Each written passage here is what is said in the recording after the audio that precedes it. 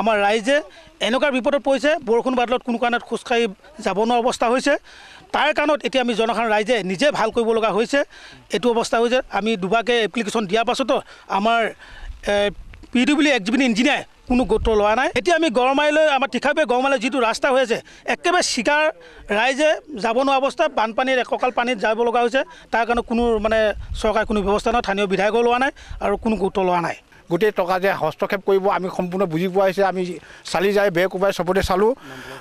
নাম ফলতো নাই সিহঁতক সুধিলে স্কিমৰ কথাও নকয় টকা পৰিণামো নকয় বিনিময়ত অহা সপ্তাহত গোটেই কাম কৰিম অহা সপ্তাহত গোটেই কাম কৰিম বুলি আজিলৈ সিহঁতে কোনো এটা কাম কৰি ছাকচেছফুল হ'ব নোৱাৰিলে যেতিয়া বিধায়ক মহোদয়েও আহি কামখিনি চাওক আৰু মহোদয়ে এবাৰ ঠিকাদাৰ হ'লেও কামখিনি কৰক নহ'লে আমি আৰু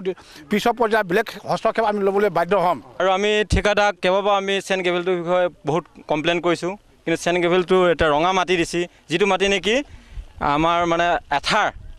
বা মানে এই পাকাৰ ৰাস্তাত এইটো প্ৰয়োগ নহয় আৰু যিটো মেটেল দিছে যিটো মানে পাথৰ দিছে সেই পাথৰটো একদম মৰহা অলপ মানে মুহাই দিলে মানে ভাঙি যায় এই বিষয়সমূহ আমি ৰাইজে কেইবাবাৰ আমি ঠিকাদাৰক আৰু উপ ইঞ্জিনিয়াৰ মহলক আমি জনাইছিলোঁ কিন্তু জনোৱাৰ